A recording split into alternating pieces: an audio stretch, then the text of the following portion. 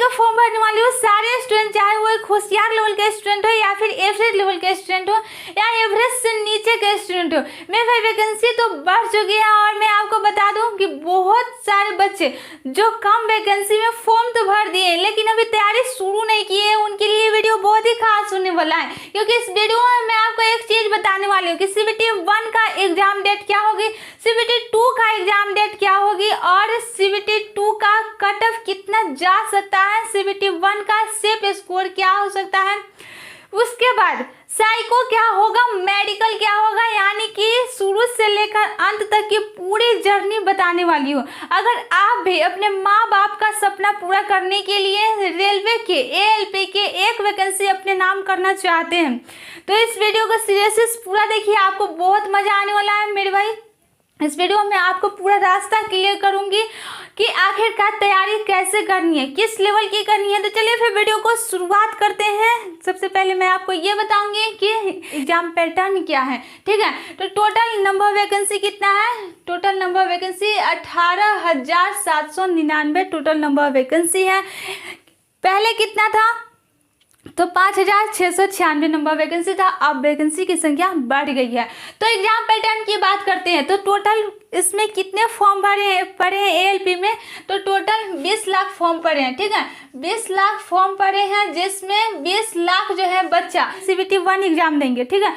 CBT 1 exam देने के बाद CBT 1 के एग्जाम देने के बाद टोटल नंबर वैकेंसी का जितना वैकेंसी है उसका 20 लाख जो बच्चा एग्जाम देगा उसमें से नंबर वैकेंसी का 15 गुना जो बच्चा होगा वो CBT 2 के लिए क्वालिफाई होगा, यानी कि 2,85,000 जो बच्चा है वो CBT 2 एग्जाम देंगे, इतना बच्चा क्वालिफाई होंगे और इन्हीं जो है यही बच्चे जो है CBT 2 एग्जाम देंगे, बाकी सब खत्म, उनका वहीं से कार्यक्रम खत्म हो जाएगा, ठीक है।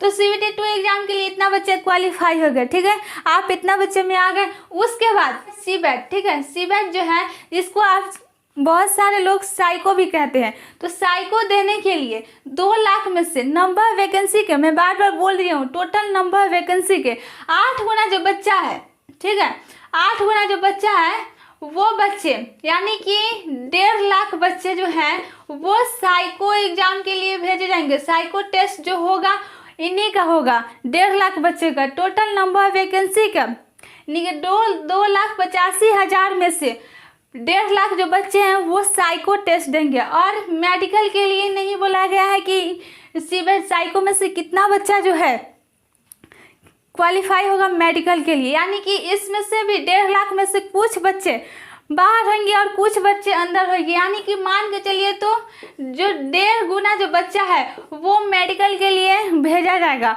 और उसमें से फाइनली जितना जो नंबर वैकेंसी है उतना बच्चे का फाइनली सिलेक्शन होगा, बाकी सब खत्म, उन्हीं का सिलेक्शन होगा, ठीक है। इसके बाद देखिए कि CBT 1 का एग्जाम कैसे होगा। तो CBT 1 में आपका जो पूछा जाएगा सिलेबस मैथ से क्वेश्चन पूछे जाएंगे, ठीक है, मैथ, रीजनिंग और जीके और साइंस से क्वेश्चन पूछे जाएंगे।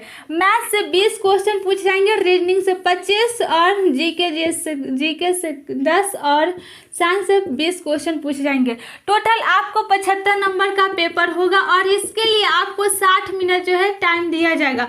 60 मिनट में आपको 75 क्वेश्चन सॉल्व करने हैं, ठीक है, 60 मिनट में, यानी कि प्रत्येक क्वेश्चन पर भी आपको 1 मिनट से कम ही टाइम दिया जा रहा है, ध्यान रखिएगा।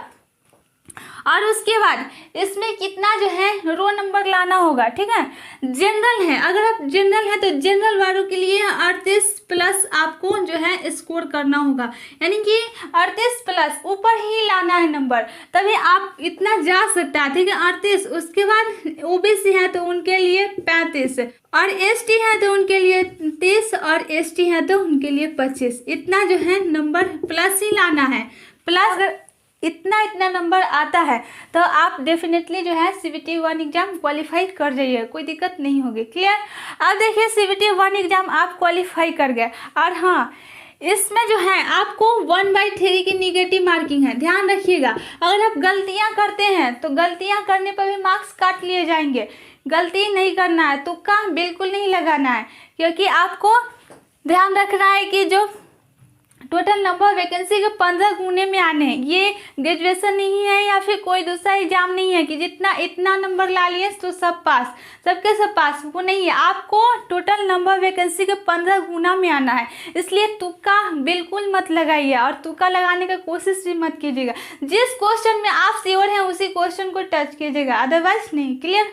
अब देखिए CBT 2 एग्जाम की बात करते हैं। आप टोटल नंबर वैकेंसी के 15 गुना में आ गए, यानी कि 2,00,000 में आ गए।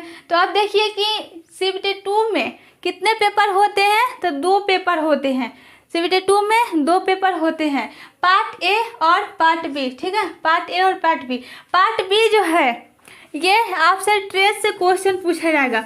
कितने? 75 क्वेश्चन पूछे जाएंगे। ठीक है, 75 क्वेश्चन, और इसके लिए आपको 60 मिनट जो है टाइम दिया जाएगा। 60 मिनट में आपको 75 क्वेश्चन सॉल्व करने हैं। और इसमें क्या है, क्वालिफाई नेचर का, इसमें आपको केवल क्वालिफाई करना है, यानी कि इसमें आपको 35% नंबर लाना है। कितना? 35%। 75 का 35%, वही लगभग 27-28 नंबर ही लाना है हर कैटेगरी का, हर OBC SC ST जनरल सभी को इतना ही, यानी कि इसमें आपको केवल क्वालिफाई ही करना है। अगर इसमें आप क्वालिफाई नहीं करते हैं तो फिर आपका कुछ नहीं होने वाला है, यहीं से आप छट सकते हैं। ठीक है, क्वालिफाई करना ही पड़ता है। तो ये तो समझे कि ALP में 2 पेपर होंगे, एक होगा पार्ट ए और एक होगा पार्ट बी। और ये ट्रेड है जो कि क्या है, क्वालिफाई नेचर का है। ठीक है, क्वालिफाई नेचर का है। और पार्ट ए जो है इस पे आपका मेरिट बनेगा। क्या बनेगा? मेरिट। इस पे आपका मेरिट नहीं बनने वाला है, केवल इसी पे मेरिट बनेगा। तो इसको ध्यान में रखिएगा। प्राथमिकता सबसे ज़्यादा किसको देना है, तो इसी को देना है। वरीयता इसी को देना है, इसको दोस्त बना लेना है। ठीक है, इसको बिल्कुल नहीं छोड़ना है, क्योंकि आपको रिजल्ट कौन दिलाएगा, तो यही रिजल्ट दिलाएगा। देखिए कि पार्ट ए का जो पेपर होगा इसमें क्या क्या क्वेश्चन पूछेंगे, तो मैथ से 25 क्वेश्चन पूछ जाएंगे, रीजनिंग से 25 क्वेश्चन पूछ जाएंगे, और बेसिक साइंस से 50 क्वेश्चन पूछ जाएंगे। लेकिन जो बेसिक साइंस पूछा जाएगा ये कंफर्म नहीं कहा गया है कि 50 से पूछा है, लेकिन 40 से 50 क्वेश्चन 100% आएगा ही आएगा। तो देखिए तैयारी कैसे करना है। आप यहाँ पे मैथ रीजनिंग पढ़े तो यहाँ भी मैथ रीजनिंग है, सेम तैयारी तो हुई होगी ना। तो इसको अभी से ही इस पे ध्यान देना है, दोस्त बना लेना है इसी को, क्योंकि ये 50 नंबर का है, 50 नंबर का मामला है। और रिजल्ट जो है यही दिलाएगा, रिजल्ट दिलाने में सबसे ज़्यादा भूमिका इसी का है। अब बात करते हैं कि इसमें जो है आपको कितना क्वेश्चन सॉल्व करने हैं, 90 मिनट में। ठीक है, 90 मिनट आपको समय दिया जाएगा इसको सॉल्व करने के लिए। और इसमें कितने 90 मिनट में 100 क्वेश्चन सॉल्व करने हैं, कितने 90 मिनट में 100 क्वेश्चन सॉल्व करने, यानी कि प्रत्येक क्वेश्चन पर भी इसमें भी 1 मिनट से कम टाइम दिया जा रहा है। इसलिए आपके अंदर स्पीड होना चाहिए, आपके हाथों में स्पीड होना चाहिए। कैलकुलेशन भी ठीक कर लीजिएगा, क्योंकि कम टाइम में ज़्यादा से ज़्यादा स्कोर करना रहता है और गलती भी नहीं कम करना रहता है। ठीक है, क्योंकि इसमें भी है 1/3 की निगेटिव मार्किंग, इसमें भी है, ध्यान रखिएगा। निगेटिव मार्किंग को लेकर ही चलिएगा, और इसमें भी 1/3 की निगेटिव मार्किंग है। अब देखिए कि इसमें जो है कितना पासिंग मार्क्स है, यानी कि कितना जो है आपको सेफ स्कोर जाएगा। तो जनरल है, तो जनरल के लिए 65। ठीक है, 65 प्लस 100 क्वेश्चन है, 100 में से 65 का टारगेट लेकर ही चलना है, क्योंकि 65 से ऊपर नीचे नहीं आना है, ऊपर ही जाना है। तो ये मत समझ लीजिए कि अच्छा ये मेरिट बनेगा, 65 ला लूँगा तो मेरा सिलेक्शन होगा, नहीं, ऐसा बिल्कुल मत सोचिएगा। क्योंकि 65 लाइएगा तो आप को साइको के लिए भेजा जाएगा, आप नंबर वैकेंसी के 8 गुना में आ गए।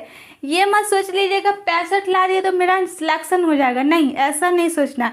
आपको साइको के लिए भेजा जाएगा, साइको के लिए आप एलिजिबल हो गए। ठीक है, OBC है तो OBC के लिए 62 प्लस, SC है तो उनके लिए 58 प्लस जो है नंबर लाना है, ST है तो उनके लिए 50, कम से कम इतना के प्लस ही नंबर लाना है, कम नहीं। ठीक है, क्लियर, समझ में आया। अब देखिए जब इतना आप हो जाएगा, आप CBT 2 के CBT 2 एग्जाम दिए तो टोटल नंबर वैकेंसी के 8 गुना में आ गए, तो अब आपको साइको के लिए भेजा जाएगा। ठीक है, टोटल नंबर वैकेंसी के 8 गुना। साइको जो टेस्ट होगा वो पहले होता था कॉपी पेन पे होता था, तो वो अब नहीं है, अब बदल चुका है। तो अब क्या होगा, कंप्यूटर बेस होगा, कंप्यूटर बेस टेस्ट होगा साइको टेस्ट। और पहले माउस जो है स्क्रॉल करने वाला नहीं होगा, स्क्रॉल नहीं करने वाला होगा, उसको खींचने वाला होगा, तो वो वाला होगा और कंप्यूटर बेस होगा। ठीक है, और उसमें जो है 5 बैटरी टेस्ट होगा, साइको में 5 बैटरी टेस्ट होगा, और इसमें 42 जो है अंक लाना है आपको, 42 अंक लाते हैं जिसको कहते हैं टी स्कोर कहा जाता है।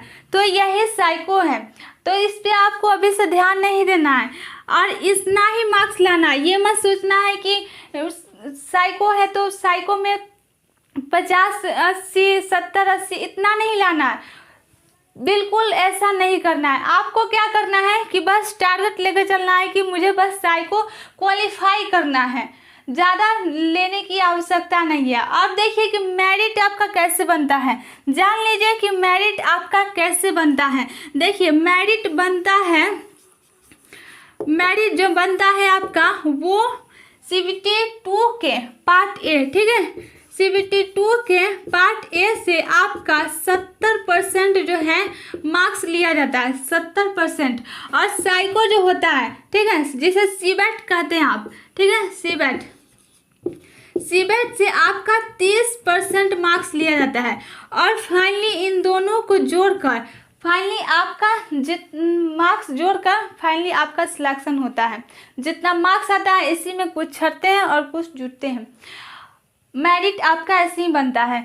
तो आपको साइको पर अभी से ध्यान नहीं देना है, साइको पर अभी आपको ध्यान कब देना है, साइको पर जब आपका CBT 1 एग्ज़ाम और CBT 2 एग्ज़ाम जब आप क्वालिफाई कर लें तब आपको साइको पर ध्यान देना है।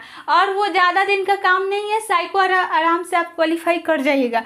तो आपको बता दो कि CBT 1 एग्ज़ाम कब हो सकता है। तो देखिए CBT 1 एग्ज़ाम जो था जून से अगस्त के बीच में होने वाला था, तो वो अब नहीं होगी क्योंकि वैकेंसी ही बढ़ गई।